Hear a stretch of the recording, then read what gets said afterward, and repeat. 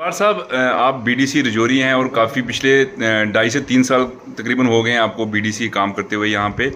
आप क्या समझते हैं कि कितनी डेवलपमेंट आपके होते हुए हुई है और ओवरऑल देखा जाए तो इंतज़ामिया की तरफ से आपके साथ कितना ताउन रहता है? देखिए, आपने सच्ची बात पूछी और एक बहुत अच्छा क्वेश्चन आपने पूछा है कि हम भी सुनते हैं कि डेवलपमेंट हमसे पूछ के होगी और हम हमारे तरीके से 25 लाख पे हमें जो है वो वहाँ बॉन्ड कर दिया है। 25 लाख और मेरी 23 पंचायतें, मैं 25 लाख कहाँ दूंगा? और वो भी हमारी मर्ज़ी से नहीं बनता, बल्कि अपनी मर्ज़ी से कुछ वो काम करते हैं। एडमिनिस्ट्रेशन तो बिल्कुल जो है वो इस चीज़ को नहीं मानने को तैयार है कि भाई ये जो बीडीसी डीडीसी या ये सरपंच जी ये कहाँ से आ गए हैं, इनको जो मानने को आज तक भी नहीं तैयार। बल्कि हिंदुस्तान तक पूरे जो है एलजी सरकार तक या भारत सरकार जो ये बड़ा बड़ा ये राग आलाप रही है कि भाई अगर हमने जो है ये थर्ड जो टियर या फर्स्ट या सेकंड जो बनाया है यही सब कुछ है, लेकिन हम ये समझते हैं कि हमारे पास कुछ भी नहीं है और ना ही किसी और डेवलपमेंट। अगर रूरल डेवलपमेंट को समझा जाए तो रूरल डेवलपमेंट के बिना किसी और डिपार्टमेंट में हमें कोई सुनवाई नहीं और कोई भी पूछ नहीं रहा। तो इसके अलावा अगर बात करें, जैसे पिछले दिनों भी काफ़ी शोर हुआ था कि जो इस बार भी कैपेक्स का प्लान बनाया गया है, चाहे वो पीआरआई का हो, बीडीसी का हो, डीडीसी का हो, उसमें भी काफ़ी जो है उथल पुथल की गई है। तो इसमें आप क्या कहेंगे? देखिए, ये प्लान उस वक्त बनाते हैं कि जब पास करने का मौका आता है। पहले हमारे साथ मीटिंगें होती हैं कि ये प्लान इस तरह बनाओ, इस तरह बनाओ, इस तरह बनाओ। जब ये पास होता है प्लान तो उस वक्त हमें पता भी नहीं, ना किसी चेयरमैन को पता होता है, ना बीडीसी चेयरमैन को पता होता है और ना ही किसी डीडीसी मेंबर को। ये खुद ही एडमिनिस्ट्रेशन जो है पास कर देती है और उसमें कोई नए नए काम भी ऐड कर देते हैं। इसके अलावा अगर बात करें, जैसे बहुत हमारे, क्योंकि ओवरऑल JNK में हो या पूरे हिंदुस्तान में हो, सरकार की तरफ से स्मार्ट विलेज, मॉडर्न विलेज वगैरह भी जो हैं वो आते हैं, जहाँ पे जो डेवलप नहीं है उनको डेवलप करने के लिए। तो राजौरी में कितने आप समझते हैं कि आपकी अगर जो ब्लॉक है, अपनी जो आपका दायरा इख्तियार जो है, उसमें कितनी पंचायतें या कितनी विलेजेस जो है वो स्मार्ट या मॉडर्न विलेजेस बनी हैं? आज तक तो हमें नज़र नहीं आया कोई स्मार्ट बना हुआ है और ना ही मेरे ख्याल में आइंदा बनेगा। हम कागजों में तो सुनते हैं कि जैसे ट्राइबल में जो स्मार्ट विलेज आए थे 6 या 7 इसी डिस्ट्रिक्ट में, तो उसमें एक हमारी ब्लॉक रजौरी में भी है। तो उसकी भी हालत आप जाके खुद ही देख लें, मैं तो कुछ बता नहीं सकता। तो क्या हालत है उसी में, क्या क्या हो रहा है, क्या क्या नहीं हो रहा, आप खुद देख सकते हैं। लेकिन जो बाकी जो बने हैं वो सारे एक ही कंस्टिट्यूंसी में बने हैं। 5 या 6 हैं जो एक कंस्टिट्यूंसी में सारे स्मार्ट विलेज बने हैं और उसकी हालत भी जो बता रहे हैं कि उससे कुछ बेहतर नहीं हुई, जो वैसे पहले थी वैसे ही है। जल जीवन मिशन एक स्कीम गवर्नमेंट ऑफ इंडिया ने शुरू की है जम्मू कश्मीर के अंदर, हर घर जल, नल से जल। क्या आपकी पंचायतों में, आपकी ब्लॉक के अंदर आपको जो है वो कॉन्फिडेंस में लेकर ये सब कुछ किया जा रहा है? देखिए, इसमें जो ट्रेनिंग भी चल रही है और वो जो एक टीमें हैं, जो प्राइवेट जो ऑर्गेनाइजेशन है वो जाती हैं हमारे इलाके में और पूछते हैं कि भाई अपने आधार कार्ड दे दो, ये करो वो करो वगैरह।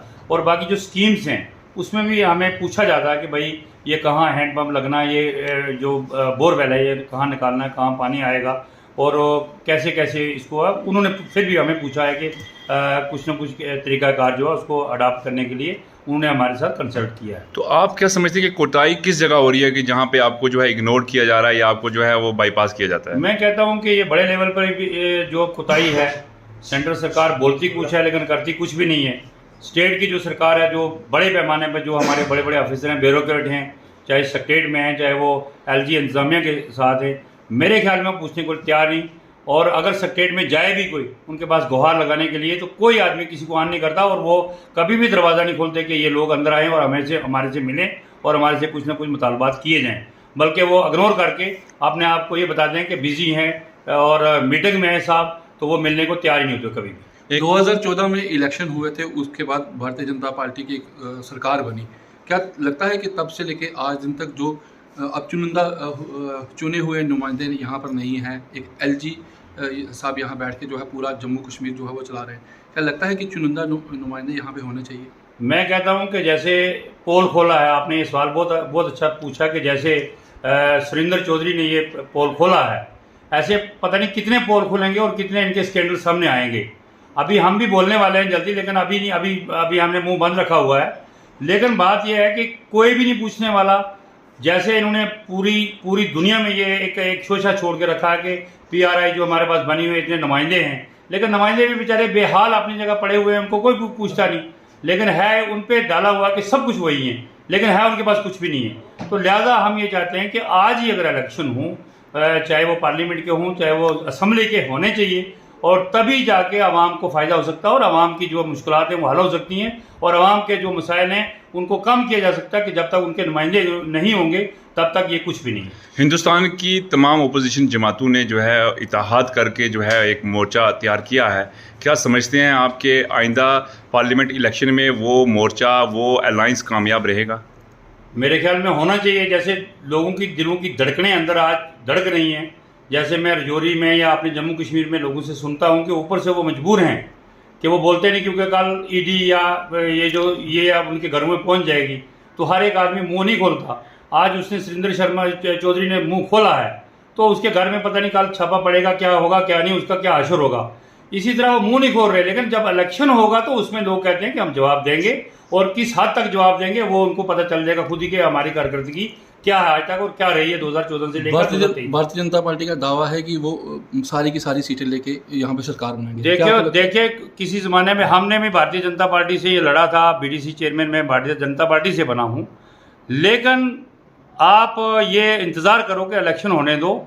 50 तो 50 है, मैंने कहता हूँ कि 20 से भी कम अगर सिमट जाएं, उतना भी अगर वो कर जाएं तो बड़ी बात होगी। क्या जो स्टेट के अंदर इलेक्शन नहीं हो रहे हैं, क्या इसका कसूरवार भारतीय जनता पार्टी को मानते हैं? बिल्कुल 100% भारतीय जनता पार्टी से कसूरवार है, और माहौल बना रही है कि किस तरीके से लोगों को प्रेशर करके और अपने तरफ करके, तो लोग अपने मफाद के लिए जो है जोग जो है भारतीय जनता पार्टी को ज्वाइन कर रहे हैं, लेकिन वोट नहीं देंगे। ये मेरा मानना है कि वोट जो है वो किसी और तरफ जाएंगे। क्या आप ये चाहते हो कि जल्द से जल्द यहाँ पे इलेक्शन हो? मैं कहता हूं कि कल के बजाय अगर आज ही इलेक्शन हो तो आपको पता चल जाएगा लोग 110% जो है वोट डालने के लिए आएंगे और अपना जो है वो हाथ दिखाएंगे कि किस तरफ उनका मूड है और वो क्या चाहते हैं।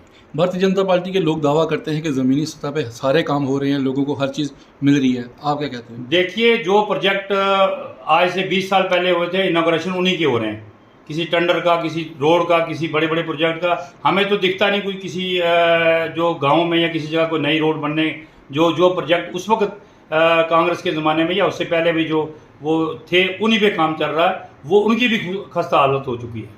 आपने बताया कि आप भी भारतीय जनता पार्टी के ही बैनर तले आए थे और चुनाव आपने लड़ा था और उसमें आप कामयाब भी रहे थे जी। सुरेंद्र चौधरी ने भारतीय जनता पार्टी कहती है कि बाप बेटा और बाप बेटी की सरकार नहीं चलने देंगे।